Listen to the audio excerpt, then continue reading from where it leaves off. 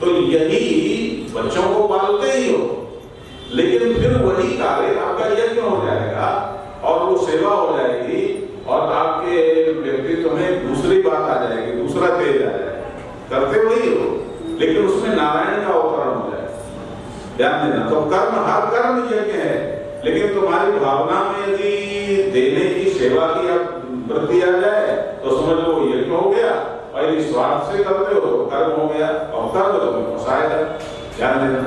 तो और यज्ञ कैसे होता है? तो यज्ञ कर्म से होता है। और कर्म कैसे होता है? एक कर्म ब्रह्मोद्भव विधि, ये यज्ञ जो है ये कर्म, और कर्म के लिए ज्ञान शब्द की जरूरत होती है। ज्ञान की प्रेरणा से कर्म होता है। मैं बोल रहा हूं तो मेरे बोलने के पीछे मेरी एक ज्ञान की सांस्कृतिक परंपरा है, जो मैंने गुरुओं से सीखा है, जो जाना है, जो हृदयंगम किया है, जो जिया है, जो मुझे सिद्ध है, तो वही शब्द तो आपके सामने रख रहा हूं, है ना। तो यह यज्ञ कर्म से होता है, और कर्म ये क्रिया शक्ति से यज्ञ होता है। क्रिया शक्ति के मूल में क्या है? ज्ञान शक्ति, है ना। तो और ज्ञान शक्ति के मूल में क्या है? अक्षर, अक्षर, अक्षर ब्रह्म, परम ब्रह्म।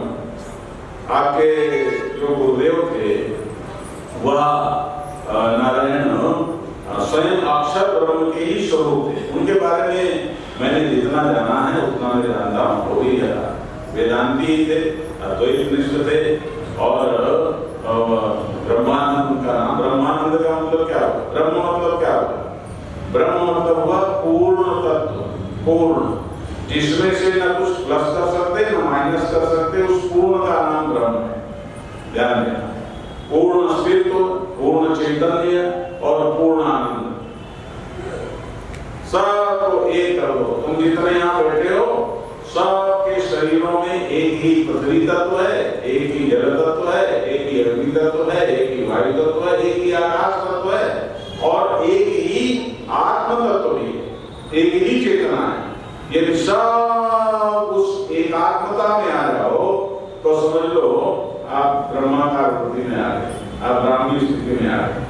अब वो है सबका, अब कपड़े तो सबके अलग अलग है, लेकिन यदि सूत की दृष्टि से देखें तो सबके कपड़े एक ही हैं कि नहीं है? बोलो, रंग अलग अलग है, सब अलग अलग है, लेकिन सूत की दृष्टि देखें शक्लें अलग अलग हैं। लेकिन यदि पृथ्वी, जल, अग्नि, वायु, आकाश की दृष्टि से देखें तो सबके शरीर एक हैं, सबकी चेतना एक है। सो जाओ तुम अभी, सबके सब यहाँ तुम सब सो जाओ, तो जब सब सो जाते हो तो सबका भेद मिट जाता है कि नहीं मिट जाता? ट्रेन में आप देखते होंगे कई बार लोग बैठने में पहले झगड़ते हैं, नहीं मैं नहीं बैठने दूंगा, ये पहले बहुत झगड़ते, फिर थोड़ा सा खिसक जाए, थोड़ा सा बैठ जाने, थोड़ा सा और थोड़ा बैठ जाने देते हैं। अभी थोड़ी देर में ट्रेन आगे चलती है। मैंने कई बार ये तमाशा देखा, और जो आपस में झगड़ रहे थे वही एक दूसरे के ऊपर लुढ़क करके सो जाते हैं। उनको ख्याल नहीं रहता कि कौन पुरुष है, कौन स्त्री है, कौन शत्रु है, कौन मित्र है, कौन अपना है, कौन बुराया है, वही सो जाते हैं। तो सो जाने में सब एक हो गए, है ना। क्यों एक हो गए? कभी सोचा है? हमारे यहाँ मांडलिकोपनिषद में एक शब्द आया सुषुप्ति शेष। सुषुप्ति शेष का मतलब सो जाने पर भी जो शेष बचे। अब जरा सोचो, सो जाने पर क्या शेष बचता है? सो जाने पर क्या शेष बचता है? सो जाने पर तुम किस लिंग के हो, स्त्री हो कि पुरुष, याद रहता है क्या? नहीं याद रहता। तुम बड़े आदमी हो कि छोटे आदमी, याद रहता है क्या? नहीं रहता। तुम विद्वान हो कि मूर्ख को, याद रहता है क्या? नहीं रहता। इसका मतलब आपके अस्तित्व में कोई उपाधि नहीं रही, आपकी चेतना में कोई उपाधि नहीं रही, और तुम कितने, तुम्हारी लॉटरी खुली है, या तुम दुखी हो या सुखी हो, इसका भी तो स्मरण नहीं रहता। तो बिल्कुल, तो ना तो अस्तित्व की उपाधि रहती है, ना चेतन की उपाधि रहती है, और ना ही आपके आनंद तत्व यानी जो सुख तत्व है उसकी कोई उपाधि रहती है। और कोई उपाधि न रहने पर मैं इतना बड़ा हूँ, मैं इतना विशाल हूँ, मैं इतना ज्ञानी हूँ या मैं मूर्ख हूँ, सारी उपाधियां, मैं सुखी हूँ कि दुखी हूँ, सारी उपाधियां खत्म हो गई। तो जब सारी उपाधियां समाप्त हो गई तो केवल आप चिन्ह मात्र रहते हैं। अगर सो के जगते हो तो कहते हो बड़ी अच्छी नींद आई, ख्याल ही नहीं रहा कितनी देर सोते रहे।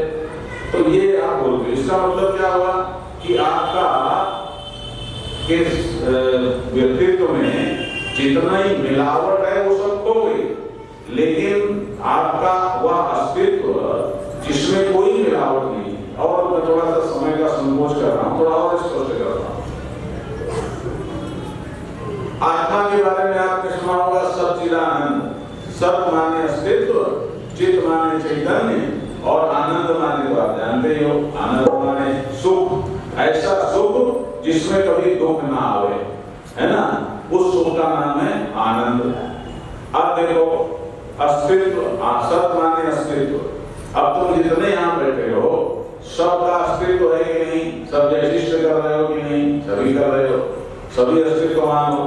अब यह जो तुम्हारा अस्तित्व है, एग्जिस्टेंस है तुम्हारा, इस एग्जिस्टेंस में, इस अस्तित्व में कुछ ना कुछ मिलावट लिए बैठे हो। कोई कहेगा मैं स्त्री हूँ, कोई कहेगा मैं पुरुष हूँ, कोई कहेगा मैं ब्राह्मण हूँ, कोई कहेगा मैं क्षत्रिय हूँ, कोई कहेगा मैं वैश्य हूँ, कोई कहेगा मैं बड़ा हूँ, कोई कहेगा मैं छोटा हूँ। सब ये उपाधियां हैं। इन उपाधियों के साथ जब आपका अस्तित्व है तो समझ लो संसार बन गया। अब जब तुम सो जाते हो तो कोई उपाधि रहती है क्या? कोई विशेषण रहता है क्या? कोई नहीं रहता। इसी तरह चित माने चेतना, कॉन्शियसनेस माने ज्ञान। तो तुम्हारे ज्ञान में भी उपाधि है। मैं इतना पढ़ा लिखा हूं, अभी मुझे कह रहे थे कि वो ये पीएचडी कोई हो गई क्या? पीएचडी तो 10-20 किताबें पढ़ के और एक नई तीसरी किताब लिखो, पीएचडी हो गई। ध्यान देना। लेकिन असली चीज क्या है? असली चीज बाहर की उपाधियों का ज्ञान प्राप्त करना नहीं है, उसकी कोई सीमा ही नहीं है। देखो ये गोला है, एक वृत्त है ना, वृत्त तो सभी जानते हो ना। अब उसमें केंद्र से परिधि की तरफ जो बाहर की रेखा है उस तरफ रेखाएं खींचो तो कोई भी रेखा दूर तक खींचते चले जाओ तो कोई भी दो रेखाएं आपस में कभी मिलेंगी? बोलो, मिलेंगी? नहीं मिलेंगी। लेकिन परिधि से जो बाहर का गोला है उससे बीच में जो केंद्र है उसकी तरफ रेखाएं खींचो तो सभी रेखाएं आपके केंद्र में मिल जाएंगी कि नहीं मिल जाएंगी? बोलो भाई, मिल जाएगी ना। अब तुम्हें विश्राम चाहिए कि नहीं चाहिए? तुम्हें विश्राम चाहिए, तुम्हें आनंद चाहिए, है ना। तो तुम जब बाहर संसार की तरफ भागते हो उपाधियां लेकर के, मैंने ये अर्जित किया, मैंने ये पा लिया, मैंने ये पा लिया, मैंने ये पा लिया, तो तुम्हारी दौड़ का कोई अंत होता है? बोलो भाई, कितने सभी दौड़ रहे हो, कब से दौड़ रहे हो, दौड़े जा रहे हो, दौड़े जा रहे हो, कहीं विश्राम मिला? और यहाँ आते हो तो यहाँ विश्राम मिलता है कि नहीं मिलता है? बोलो, यहाँ विश्राम मिलता है। क्यों? ये सेंटर प्लेस है, ये केंद्र है। इसी तरह से जब तुम अपने अंदर जाते हो सुषुप्ति में तुम्हें विश्राम मिलता है। क्यों? सारी उपाधियां तुम्हारी खो गई, सारी उपाधियां खो गई। वो उपाधियां खोने के बाद तुम केवल चिन्ह मात्र रहे, है ना। और इसी तरह से आनंद के क्षेत्र में भी उपाधियां जोड़ लेते हो। मुझे ये मिल गया तो मैं सुखी हो गया, मुझे वो मिल गया तो मैं सुखी हो गया। मुझे याद आता है एक डॉक्टर के यहाँ, हम एक डॉक्टर के हॉस्पिटल में हमारा एक भक्त वहाँ भर्ती था, तो हम उससे मिलने के लिए गए। हमें लोगों ने बताया कि वो वहाँ पर हैं, तो हम मिलने गए क्योंकि हमारे बड़े प्यारे भक्त थे। लेकिन जब हम वहाँ गए, प्रातःकाल का समय था, हमारी गाड़ी रुकी तो बहुत लोग हमें देख देख करके मुंह बिचकाने लगे। पता नहीं क्या हो गया। आजकल स्वयंभू संत बहुत ज्यादा हैं जो अपने आप बंद करके और बस अपना शुरू कर देते हैं, तो उनके कारण हर कुछ महीनों में कोई ना कोई टीवी में न्यूज आ जाती है तो लोग सबको समेट लेते हैं। याद रखना, हमारे यहाँ परंपराएं, जैसे ये परंपरा है, हमारी परंपरा है, सैकड़ों वर्ष पुरानी परंपरा है। तो जो परंपरा का संत है उनमें आज तक कोई जेल में नहीं गया। याद रखना, ये सब जितने ये बदनाम करते हैं ये सब स्वयंभू हैं, सब धंधा करने वाले लोग, साधुगिरी का धंधा करते हैं, चाहे वो जितने जी हों। लेकिन हम लोग परंपरा करते हैं। तो मैंने सोचा ऐसे कुछ आया होगा, इसलिए ये मुंह बिचका रहे हैं। तो फिर मैंने कहा, किसी से पूछा कि बात क्या है, तो उन्होंने एक तरफ ऐसे संकेत किया ध्यान देना, ऐसे संकेत किया। मैंने कहा क्या है, देखा तो एक स्त्री एक जवान लड़के को अपनी गोद में, उसका जवान लड़के का शव था, मरा हुआ, डेड बॉडी थी, उसको गोद में रखे हुए और विलाप कर रही, रो रही, गाने मार कर। तो मैंने कहा, तो लोगों ने मुझे बताया कि ठीक 1 साल पहले इसका पति एक्सीडेंट में मारा गया, और अब देखो इसका इकलौता लड़का था, अब इसकी ये भी मारा गया। अब ये बेचारी अकेली है, और इस देश में बहुत विचित्र है। मुझे थोड़ी सी भावुकता का ये भाव है कि जिस देश में राम आए हों, जिस देश में सीता हो, जिस देश में कृष्ण हो, जिस देश में राधा हो, जिस देश में प्रेम की प्रतिमूर्ति गोपिकाएं हो, उस देश में स्त्री आज सुरक्षित नहीं है। ये बहुत बड़ा गैर है हमारी संस्कृति में, इस पर हमें बड़ा कष्ट होता है, बहुत बड़ा गैर। बाकी देशों की संस्कृति से हमारी संस्कृति लाख गुना अच्छी है, लेकिन फिर भी स्थितियां इतनी विचित्र हैं। तो लोग कहने लगे कि विचार कैसे रहेगी, आप कहते हैं आप लोग भगवान का, क्योंकि हम लोगों को लोग भगवान का एजेंट मानते हैं। एजेंट हम हैं, हम भगवान का ही तो मान निश्चय हैं। बोलो, हम गीता किसकी सुना रहे हैं, कृष्ण की सुना रहे हैं, तो हम भगवान के एजेंट हैं भी। लेकिन हमारा माल लोगे तो तुम्हारी जिंदगी धन हो जाएगी कि नहीं हो जाएगी? बोलो, हम ध्यान देना, हम तुम्हें तो देते हैं, वो तुम्हारे लोग तुमसे ही तुम्हारा परिचय कराते हैं, क्योंकि तुम्हारे अंदर नारायण विराजमान है। हम तुम्हें बता देते हैं कि देखो भाई तुम्हारे अंदर जरा देखो, तुमसे देते कुछ नहीं है।